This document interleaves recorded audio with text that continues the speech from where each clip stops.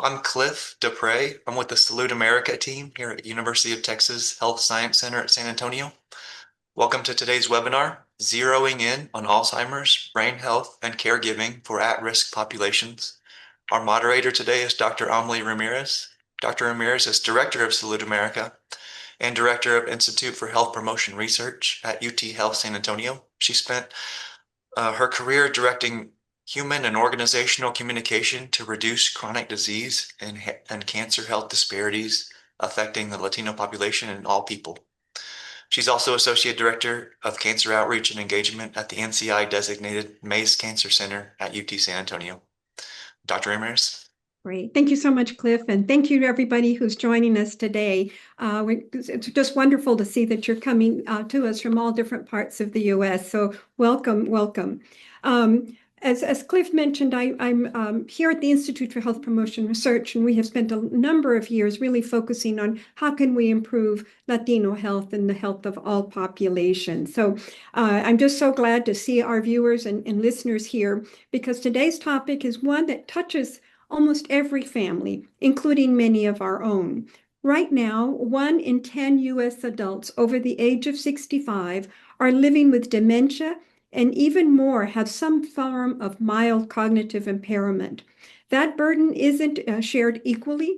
People with dementia and mild cognitive impairment are more likely to be older, to have less access to education, and to come from our historical Black and Hispanic communities. That's the hard news. But here's the hopeful part. We know that healthy changes and new research are helping people lower their risk for Alzheimer's disease and dementia. And that's exactly what we're here to talk about today. We have a wonderful panel of speakers who will help us address this issue. I'll briefly introduce each of our panelists, and then we'll give them each a few minutes to share their insight. I'd first like to introduce Dr. Rebecca Wong. She's the director of the Center for Healthy Populations Aging and leader of the San Antonio Alzheimer's and Dementia Population Aging and Social Studies Center. Also with us today is Guadalupe Cornejo. She's the founder of the San Antonio Community Health Workers Association, and she's also an assistant professor of community health at Northwest Vista College in San Antonio. And also Carlos Olivas. He's a Latino caregiver and also a social influencer. And before we hear from each of them, I'd like to give a very special thank you to today's sponsor, Genentech, a biotechnology company and a member of the Roche Group, and a longtime leader in inclusive research and a wonderful supporter of Salud America. We are honored to be joined by Megan McKenzie. Megan is Genentech's Portfolio Alliance Lead for Advancing Inclusive Research in Population Sciences, and she'll share with us today why this work matters, not just for her company, but for all of us. So welcome, Megan, and we'd love to hear from you. Thank you. Thank you so much, Dr. Ramirez and Cliff, for organizing this amazing panel. I'm really honored to be here to discuss how we can better support individuals living with Alzheimer's disease and their families and care partners that walk this journey alongside them. And addressing Alzheimer's with the Latino communities is really critical, and the data shows us that our Hispanic Americans are 1.5 times more likely to develop Alzheimer's or other dementias than their white American counterparts. Also, we see striking variation among different populations who are Hispanic. For example, our Caribbean Hispanics experience prevalence rate up to 4 times higher than our Mexican and Central Americans. And this is not ancestry. These are likely due to social drivers of health that we're trying to understand. It's very complex. Things like income differences or inequalities, language barriers, and then limited access to diagnostic imaging, which can help with earlier intervention. And there's also this really troubling treatment paradox.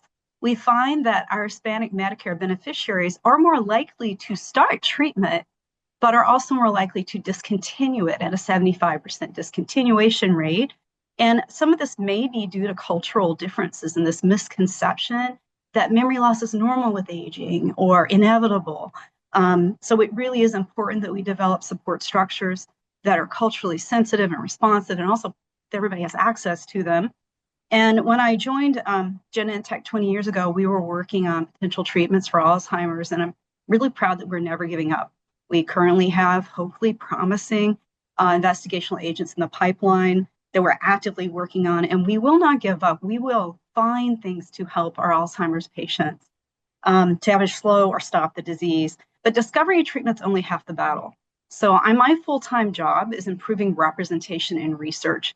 We know there's no one size fits all for medicines. Different medicines may have different safety or efficacy differences depending on social drivers of health or genetics. So it's really important that we include all patient populations with the disease in studies. And with that, I'm just so proud and honored to be working with Dr. Ramirez and others who are helping us co-create care partner education within the Advancing Inclusive Research Site Alliance. And also honored that, Genentech is sponsoring this today because they realize education is key, and really proud to be a part of this work to help others understand what they can do to help themselves and their families. And honored, Dr. Ramirez, to be working with you and Cliff and the rest of folks working in this disease to try to make a difference. And I want to thank everyone who's here because you are seminal in spreading this education to others and really helping all communities. So thank you for letting us work with you on this, Dr. Ramirez. I can't wait to hear from the panelists. Great. Thank you so much, Megan. We really appreciate, Genentech's support and your interest in continuing this work, but most of all for making sure that it's inclusive. So thank you for those initial remarks. And now I'd like to open up with a question for Dr. Rebecca Wong. Dr. Wong, from your perspective, what is the state of Alzheimer's among Latinos, and what should people be on the lookout for? Thank you. Thank you to all the other panelists and to Dr. Ramirez for organizing this event. So I'm going to start with a couple of facts and figures of evidence that we have. And if Cliff, if you can share, I'm going to start with the second slide.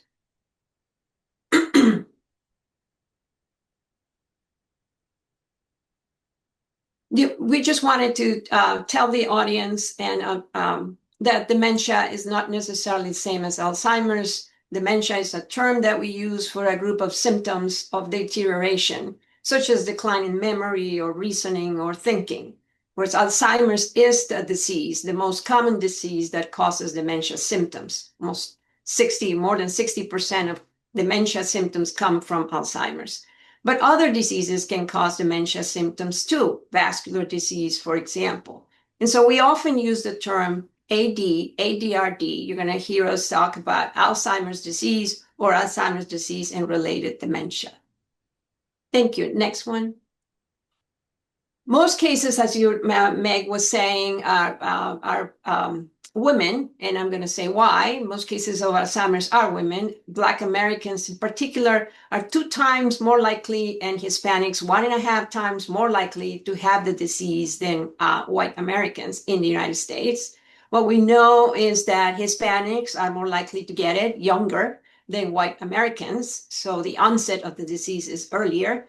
And also we know that Hispanics in the United States live longer. So that means that they're going to start younger and they're going to live longer. Hence, they will spend more time living with the disease. And that's what motivates many of us to work on this area of research to increase the information among our Hispanic Latino populations in particular because of this high risk.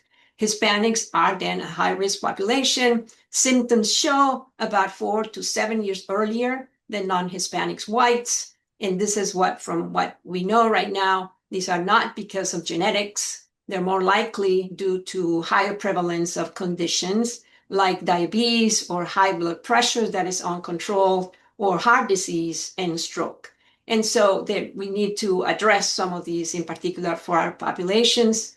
Hispanics are less likely to receive a diagnosis or be informed. And we know that it's mostly due to lack of health insurance, but also because the standard tests that are used to diagnose are not always language adapted to Latinos or culture adapted. So we need to continue to work on this area of our arena to continue to include the Latino populations with culture-specific kinds of tests. Next, please.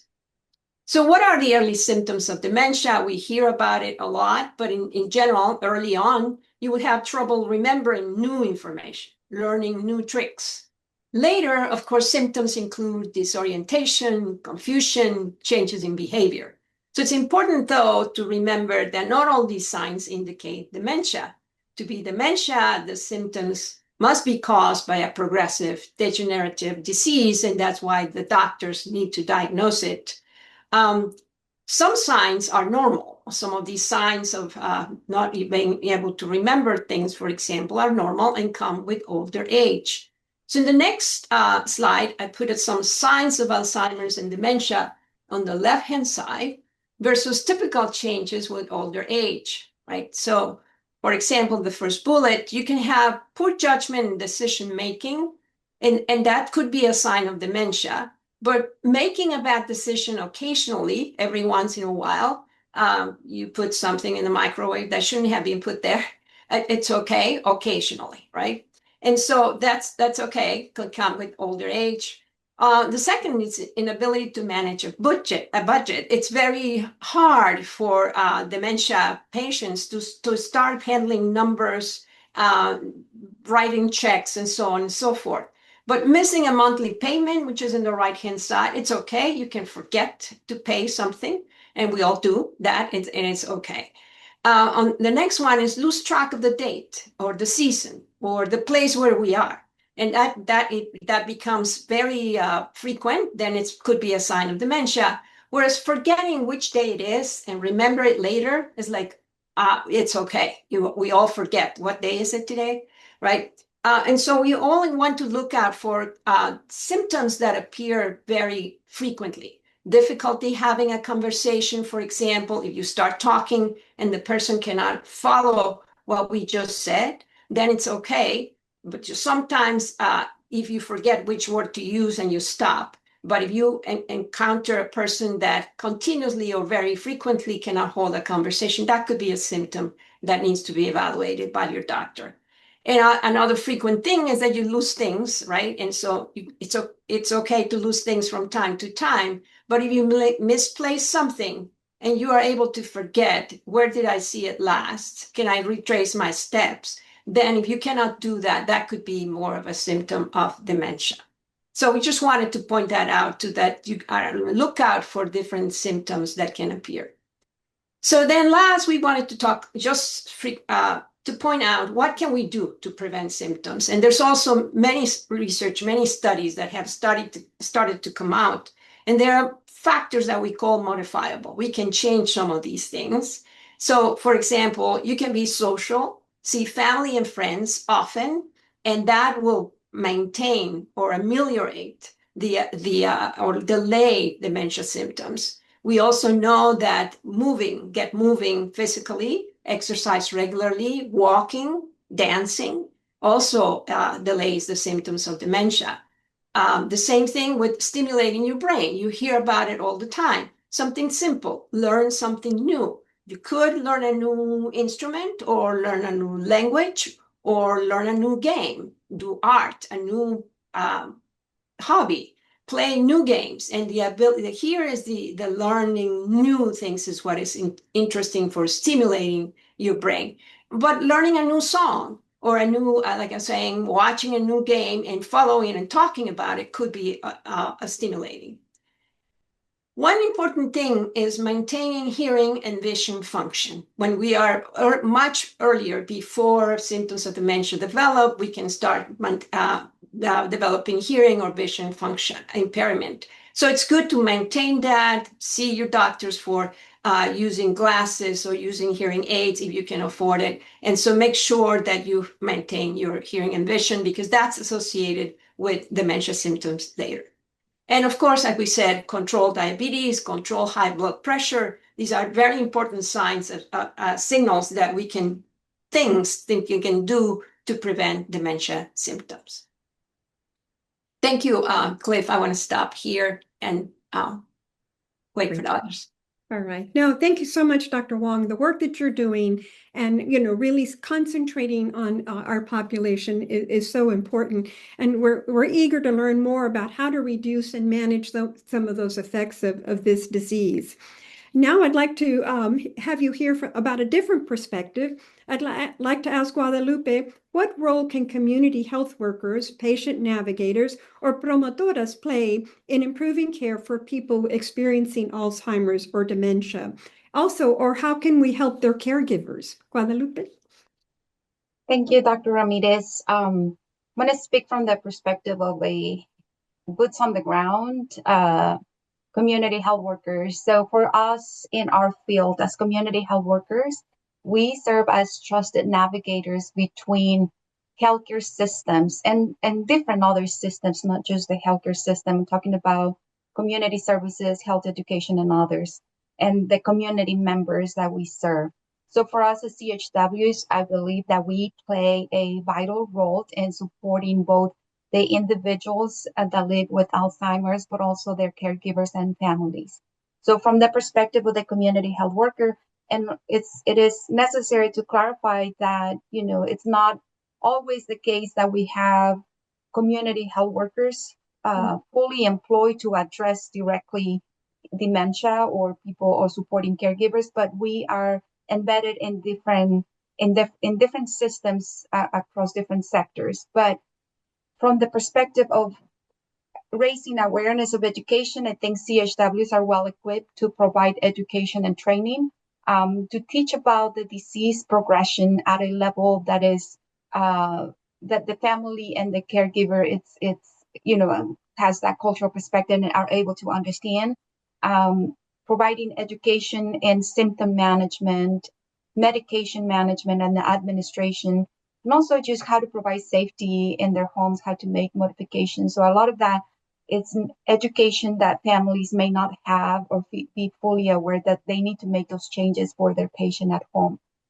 CHWs connect families to resources through supporting them with access to support groups or financial assistance services, even respite care services, which in the Latino community may not always be something that we have as an option or as a plan in as we are, planning services for our family members.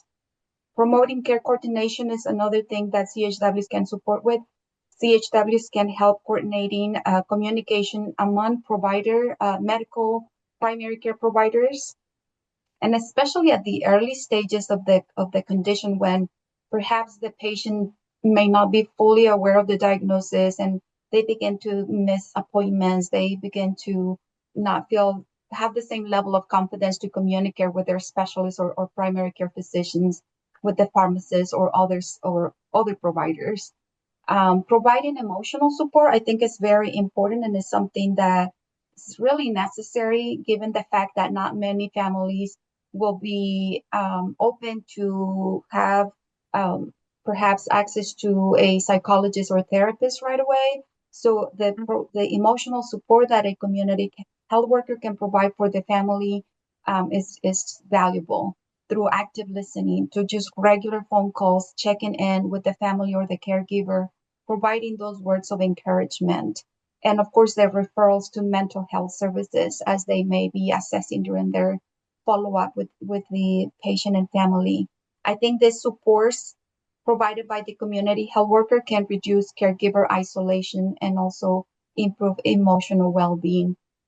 Health safety is something that is very important. I think for me as a community health worker, but also as a daughter of someone living with Alzheimer's, I know that it takes me a little while even for myself to recognize different hazards throughout the house that need to be modified. So I think it does require someone with knowledge and patience and compassion to provide that education to the family so that they can make those accommodations, as well as following up in medication management.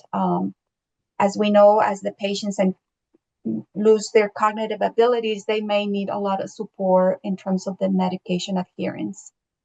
And of course, advocating for patients and caregivers, CHWs can help navigate healthcare systems, Medicaid systems, other social systems that are typically very challenging to access. And when you are, as a caregiver or patient, overwhelmed, I always welcome any support that I can get to understand how to apply for certain services and how to renew certain services. So, or even understanding treatment options when you know that you have limited time with your providers, or a lot of times not even have the confidence or the trust to discuss certain questions with the medical provider. So having a CHW that can be a liaison and navigator can truly make a difference for our families.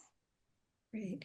Thank you so much, Guadalupe. That it just the community health workers or promotoras play such a vital component in our communities, and they're a very trusted source.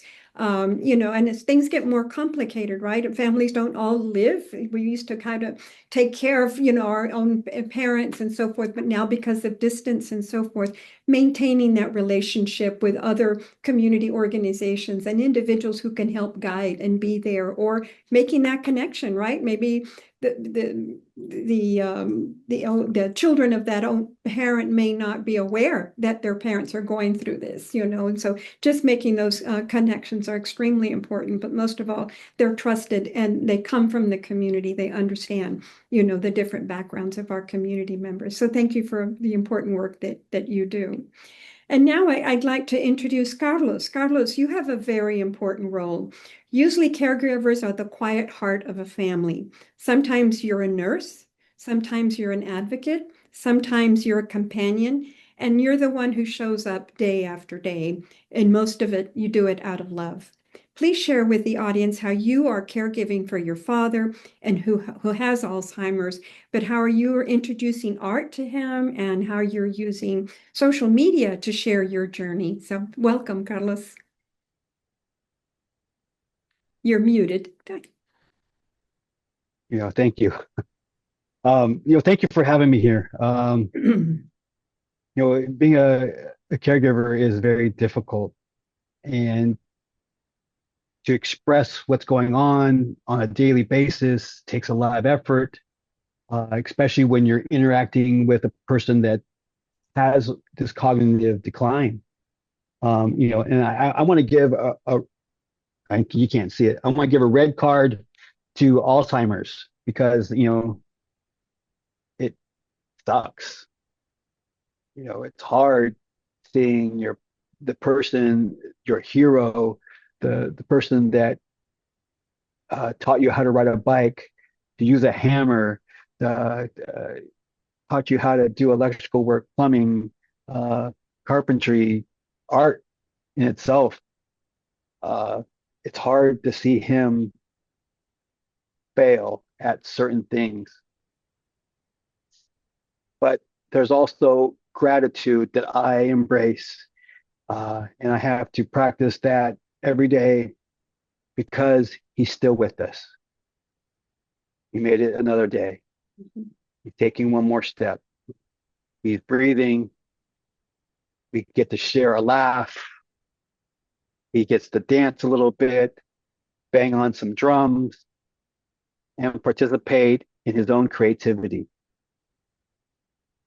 Those little wins enable us to strive and thrive with Alzheimer's dementia. Like Dr. Wong said, that there's a lot of data out there that, the numbers speak for themselves. But the reality is, we're not numbers. We are people. We are individuals who are striving to make a difference in our loved one's life. And we're walking them home. And I've had to rely upon my dad's intuition to understand how he is teaching me how to care for him. And that's been an adjustment period.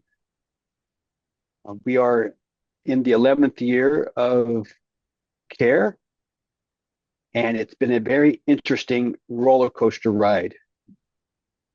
I came home, moved 400 miles away.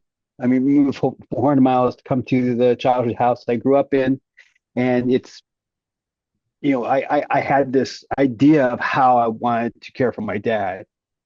That also included my hard-headedness, machismo, uh, not understanding what my dad needed. And it took me to become depressed, frustrated, angry.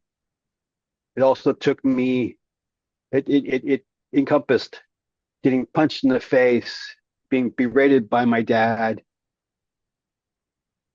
a lot of heartaches, strain, and stress that I had to witness and participate in so I could transform. And I've taken those steps to reinforce where I was and where I'm going. And it all stems from learning how to communicate with my dad and also communicating with the dementia. Two different people, two different aspects of approach to someone you love. And it's really hard to take that in.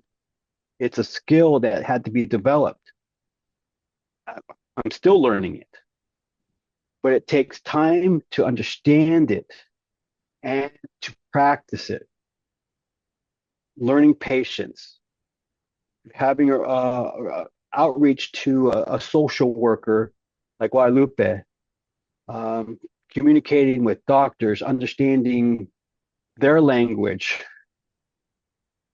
uh, going to caregiver support groups, workshops, reading books, listening to podcasts, relying on other people who have been there before and what worked for them and what didn't work. I can say I've failed a million times, but once I found one thing that worked with my dad, I put it on loop. I loop it because it works. It lands with him. It resonates with him. It encourages him to have life. And that fills him up and enlightens his day. And that it takes a lot of special moments to understand what they feel. And it's about connection. It's about really being engaged in the person that's in front of you, being present. It's not about doing it right. It's about being there to hold their hands when they're scared and laugh with them when they make mistakes themselves and to cheer them on because you know that they can do these things. It's just it's just the way it's going. It's the way it's progressing. I can say, hey, you're not doing it right. Or I can say, hey, I did that the same thing. I put my underwear on backwards today too. And then we get to share a laugh because it equalizes his difficulties. And I think that's important to understand that they're having very hard times with themselves, but they're not alone. And we, as caregivers, are not alone. And that is needed to harness that caregivers go through some isolating events. Family and friends start disappearing. They don't call to check in on you. They don't understand what you're going through. But there are people that do. So I'm not alone. I'm not alone in this process. But we can be together in this journey and seek out hope, encourage each other, and uplift our fellow people who are having difficult times. Bring them in, embrace them, share these hardships, and lessen that burden. Right. so much just finding those special moments, as you just said, and as you can to try to bring them back because you found that it worked, So thank you for sharing those, just heartfelt, comments that you and what you've been going through and the struggle, but also finding time for yourself, as you said, finding time for the caregiver to be able to rejuvenate and have the stamina to continue. So thank you for sharing all that you're doing, Carlos. Now I have a few questions that I'll ask the panelists and would just love you to share, your thoughts. And I'll go back to Megan. Megan, what is Genentech doing to support researchers and clinicians at their institutions to helping address communities that are experiencing high rates of Alzheimer's or dementia? Thank you, Dr. Ramirez. As you know, we have this Advancing Inclusive Research Site Alliance, and one of the focus areas is in Alzheimer's disease. And we're working with several partners and sites like yours. The mission is really strong to improve representation and access to trials. And I wanted to mention the GAP network, Global Alzheimer's Platform Net, for those who might be interested in how I found out more about cognitive screening, because they have mobile units as part of the studies to do screening. And then if there's cognitive deficits, they refer you appropriately. So I just wanted to lay that out. But one of the things that we do is work with partners like you to co-create education and to find resources that might help our caregiver partners largely. Part of that's findhelp.org. Many of you may know that. I'm happy to put in the chat. Put your zip code in, and it gives you resources for travel, meals, and other kinds of help. Also, our patient advocacy group is very committed to working with patient advocacy partners. So Genentech is working with groups like Hilarity for Charity, which has as part of the respite care for Alzheimer's. Those are some of the ways. I think I'm missing. Oh, I wanted to mention that, it's been controversial in the past about reimbursement for time and trials, but we have been offering that for patients, but now we've altered it to offer it for caregivers as well. We realize the time that caregivers are taking to travel to sites, to clinic, to sometimes filling out surveys. They're really important to understand changes. So there are reimbursements in the context of clinical trials now. So those are a few ways. Yeah, no, that's awesome. And all of those are welcome and much needed. So Dr. Wong, in terms of your latest research on study findings, what do you feel we could do the most to help tackle this issue? You're muted. I'm sorry.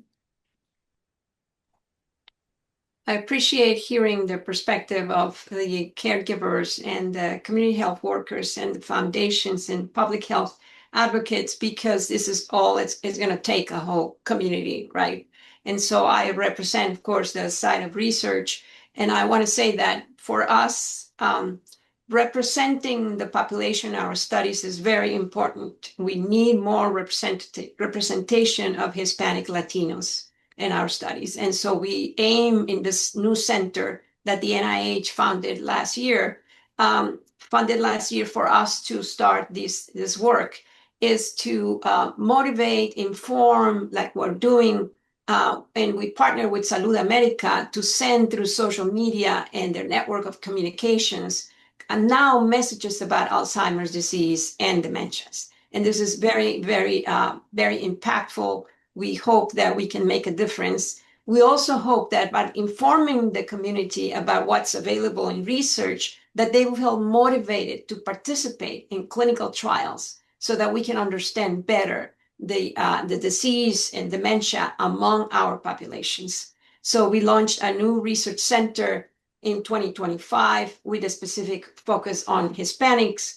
And this center combines our efforts of communication specialists, epidemiologists, neuropsychologists, neurologists, and sociologists, economists, to move research and disseminate the findings among the community. So including bilingual messages for prevention and for public health and treatment and for caregivers. So we hope that we're going to make a difference we have another 5 years of funding so that we can enhance the knowledge about prevention and public health among our communities. Thank you. Thank you so much for sharing that, Dr. Wong. Guadalupe, we've talked a lot about the big challenges that our Latino community faces. However, we often don't talk about or mention what Latinos families bring to the table. You know, some of the resourcefulness of our communities. Can you share what you have seen and what just really kind of amazes you about the Latino community? Yeah, thank you for that question, Dr. Ramirez. I think I couldn't be here today right now if it wasn't for my family. So I think as Latinos, our strong family values are truly what's saving us. And we have that perspective where we have that respect and compassion and love and to care for our elders. So we know and we take that as a responsibility to provide that caregiving, but also for us as a Latino family, I do have that multi-generational support. So for me, I have three sisters. We rotate to take care of my mom. There's one, me, who does all the healthcare or the medical appointments. There is one who's helping with the financial management. There is one that, we rotate really. So that is, I couldn't done it without my family support. We couldn't done it with each other. So that multi-generational support is very important. The resilience and ability to adapt to the circumstances. I think that we all, as Latino families, were able to support each other and relied on trusted community networks that we have, whether that is our church or friends. And so, and our faith, I think, if anything, at the end of the day, is the spirituality and faith that will help us stay grounded. Great. No, thank you. So those are elements that we kind of take for granted, but we are bringing those gifts to the table that make, caregiving a little different and helpful to the family member that we love the most. Which presents an opportunity for, anyone at the other end of the table who's providing services or planning programming, to make sure that the family is included in the planning as well. That's great. Thank you. Thank you so much. Carlos, how has your caregiving experience led you to advocate for support for caregivers? And you're muted. Muted again. That's a good question. The what drew me to advocacy is stepping into a caregiver support group and seeing that I was the youngest person there, was mostly women, and there was an age gap. And one of the members in the group asked me, would I be interested in joining an advocacy group, talk to state representatives about funding research in our state? And I said, yeah, I'd be interested in it. Invite me to a meeting and see what we can talk about. And that made me feel more comfortable sharing my perspective, because there's not a lot of Latinos in this space talking about what we're going through, what impacts us that's much different from other cultures. There was a need for a voice. There's a need for representation. There's not enough people in clinical studies and to understand what is needed culturally and to understand how we are burdened by this. There's a lot of differences between the different ethnic groups. So it's important for me to shine light on that, just to speak up and share my voice. Yeah.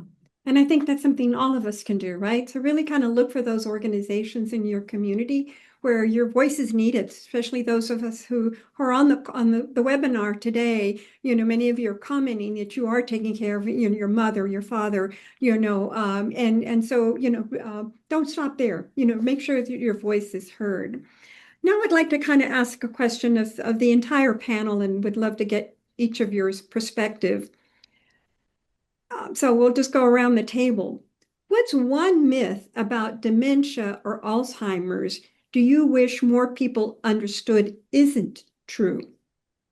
So maybe I'll start with you, Rebecca. Would you like to address that? Sure. Well, the one that we mentioned before, I think that getting older doesn't mean that you're going to get dementia. And that's a myth that we all would get it. It's not quite so. We can do things now to prevent or delay it as much as possible. So I'd like more people to understand that. Okay, great. Thank you. Guadalupe? And you're muted. Dr. One, I was going to use that one. But I would say, you know, and correct me if I'm wrong, but there is no cure right now for Alzheimer's, for example.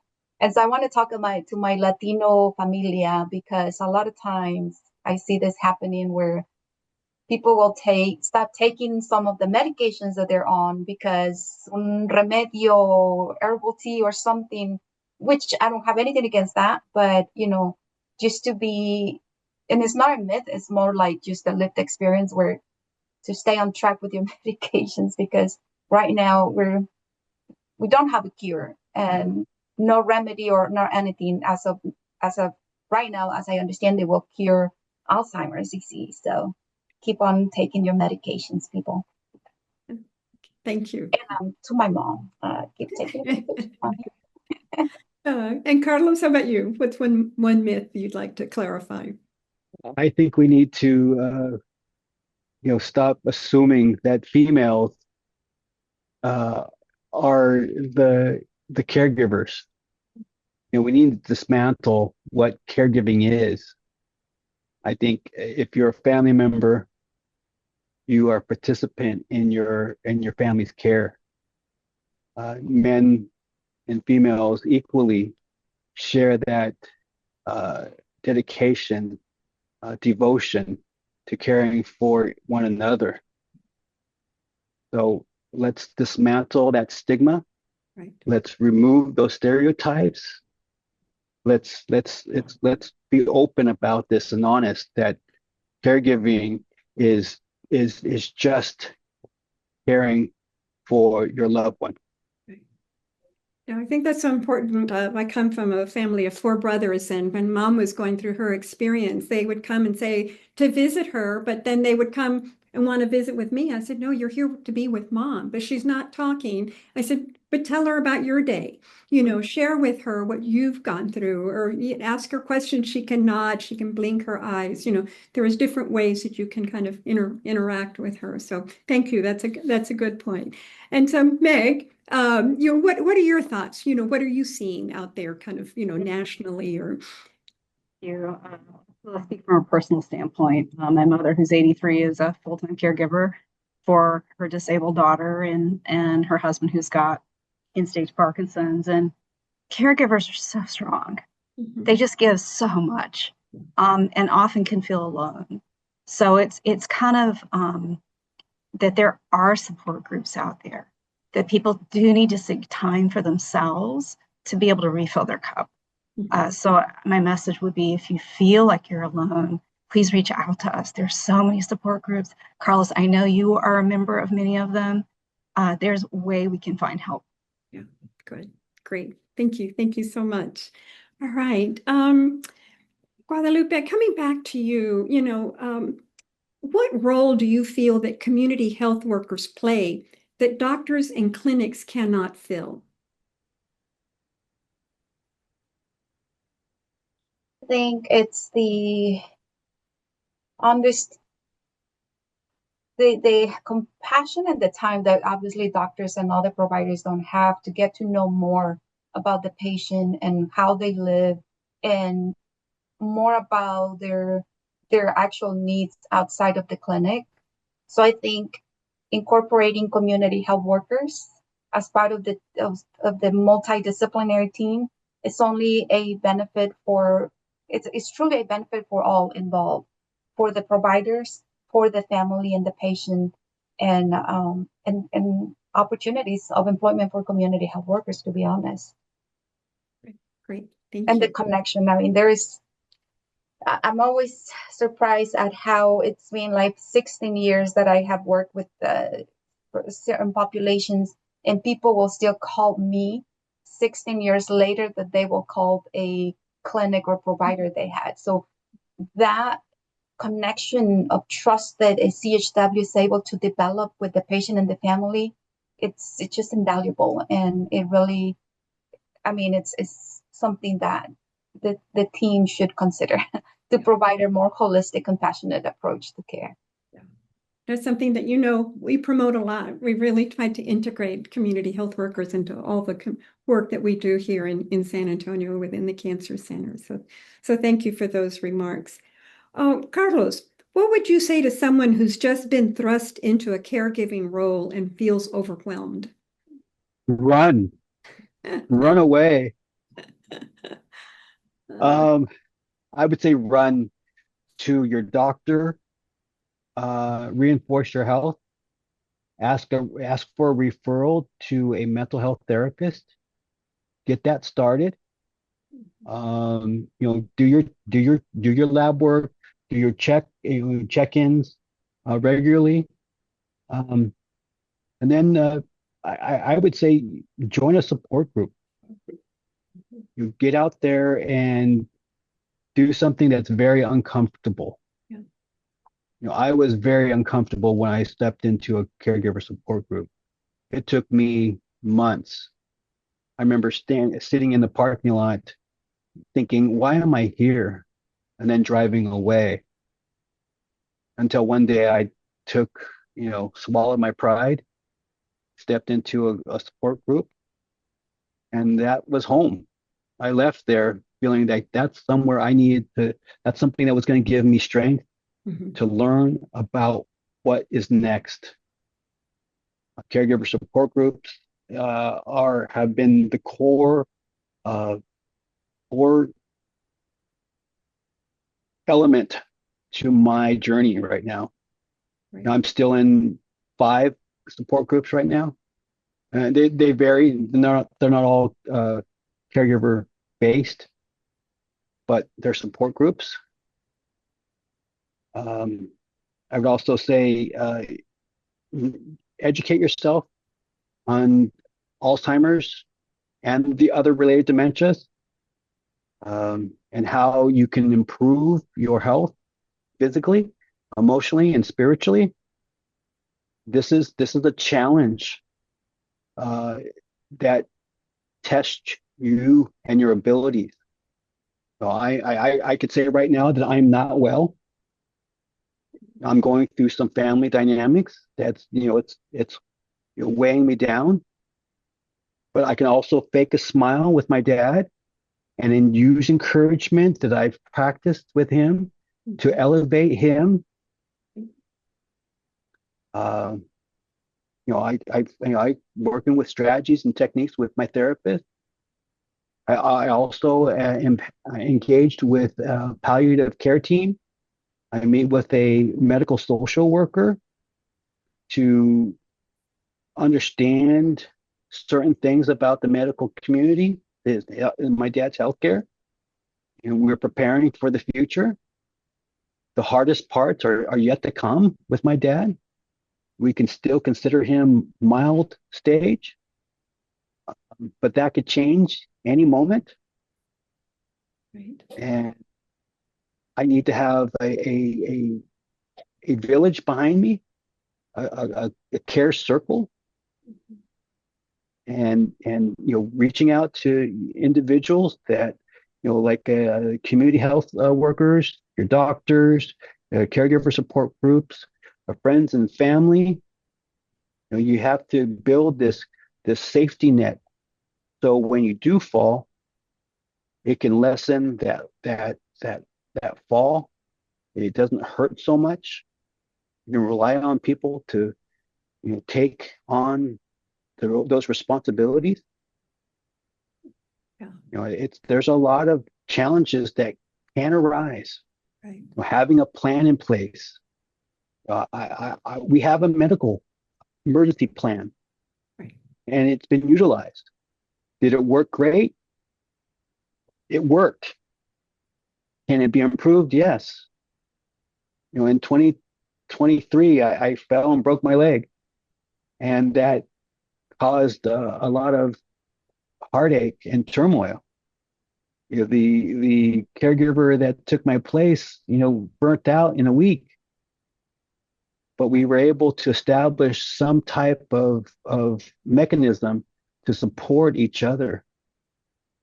But it's hard, It it's is. difficult.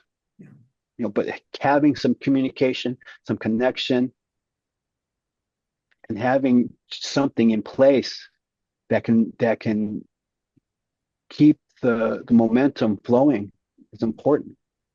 I think, some comments that both you and Guadalupe have mentioned, the importance of communications with your family, because you are going to have different opinions of how your loved one should be taken care of and how to kind of get everybody to the table and agree or divide responsibilities. Guadalupe, as you so eloquently talked, signing different roles for different individuals, having that important decision to make as your parents or your loved one declines, what is going to be that decision at that moment? Some may say no, keep them on life support. Others may say no, take them off.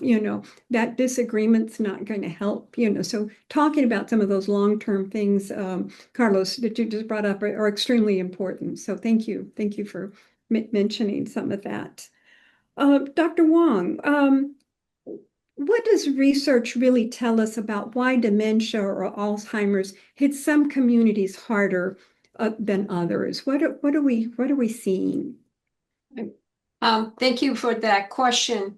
Indeed, we know that anything that hits you in old age is a cumulative risks of how you live your life, right? And it could be that some communities were more exposed to some occupational risks, right? And others were more impacted because they have some of these diseases like diabetes and hypertension and heart disease that are not well treated.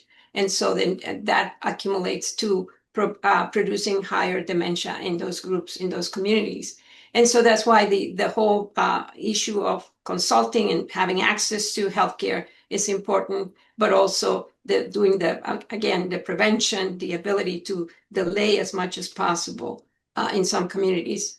I want to add one thing that has come up in this conversations that I really want to commend you for bringing up the fact that we are all in this not alone, right? And knowing that you have to come up with your communication with your friends and family and your networks and your support groups, because there's a lot that we need to learn about what Hispanics and Latinos are doing that are very good for caregiving. It seems to be in the field of Hispanic health and aging that we understand that Hispanics live longer and we don't understand why.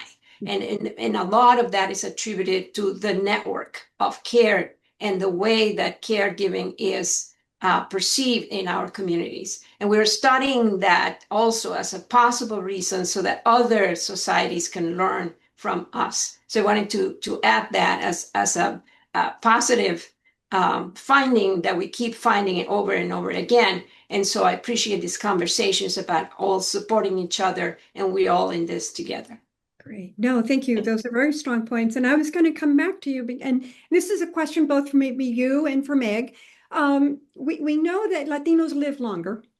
We don't know exactly why, because they're exposed to all of these other kinds of things, are non-medical drivers of health and so forth. But, how does, but were what can we do for early diagnosis? I mean, maybe both of you can kind of comment on that and the importance of early diagnosis so that that if they're going to have to live with this disease longer, what can we do to kind of not let it speed up so quickly? So both Rebecca and Meg. Meg, you want to go first? I think Rebecca will have a more full answer, but I loved what someone put in the audience, put in the chat, that initially their doctor said this is normal. And you knew something wasn't normal. And you went and followed up with a specialist, a neurologist. You helped your family member get that diagnosis quicker, which caused earlier intervention. And we do see that access to imaging can be an issue. So if you're in more rural areas, it may be harder. So I don't have real solutions there other than there are folks that there are volunteer agencies that help people travel. That's always a big concern. How am I going to get to the center to even do the imaging? Do I have the insurance for that? So I put it in the chat that Patient Advocate Foundation will assign a caseworker for free and help you understand what's available in your immediate area. So if we can increase access to those specialists earlier, like the audience member did for a family member, we'll be able to intervene earlier. And my theory, Dr. Ramirez, is that Hispanic populations are living longer because they have a lot of love in their lives. They care for a lot of people. I hear the humor, Carlos, despite the hardship. Just there's a lot of things that the social community is doing well. But Dr. Wong, I think you'll have a more scientific reason to offer. Yeah, well, yes, what we were saying for earlier diagnosis, we would like to have the relatives be better informed. And that's what we're trying to do, right, as well. Community communications, outreach with our messages on what to be on the lookout, what are the signs, and that we shouldn't take as normal, right? If some things are happening repeatedly, are starting to happen abnormally, then we should take to the doctor and say, we need to assess this if this is dementia. And there's no cure, as we said, right? But there are some tricks or practices that we can make to ameliorate those that deterioration so it doesn't go as fast, right? So if you detect it early and then you start some of those practices and tricks that we were saying, try new things, physical exercise, keep your hearing and vision and so on, then you can delay it. And so we hope that our communities will get there and we can we already know a lot of things. We want to learn more about from Hispanic and Latinos, but we can take some of these messages already to our communities for early detection.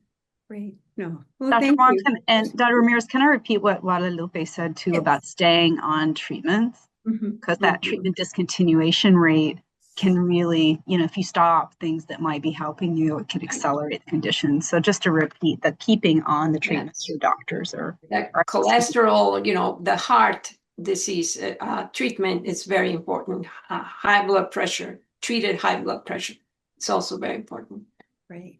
Well, it's quickly how quick the hour went by. We're coming to the conclusion of our session today. I really want to thank each and every one of you for sharing your time, for the audience for participating, and for asking some good questions. This session was recorded and will be shared with you some of the resources that are listed here in the chat. But again, we're so grateful again to Genentech for being our sponsor. And we will this has been videotaped, and so we will make it available to you on YouTube as well. So again, thank you. Alzheimer's continues to be a big health issue in our community, but you all have shared some amazing strategies and solutions, and together we can make a difference. So let's keep that in mind. Participate wherever you are, at whatever level you are. We need you. If you hear about a research study, join that research study. If there is a caregiving group that you can participate in, if you can lend your voice for more need for more research and funding for Alzheimer's, that is also important. So thank you all very much. Have a great rest of the day, and we'd love to hear from you. We'd love your opinions on this webinar and how we can continue to make them better. So thanks you to each and every one of our panelists. I appreciate everything. Thank you for having us. Bye-bye. Take care, everybody. Thank you. Bye.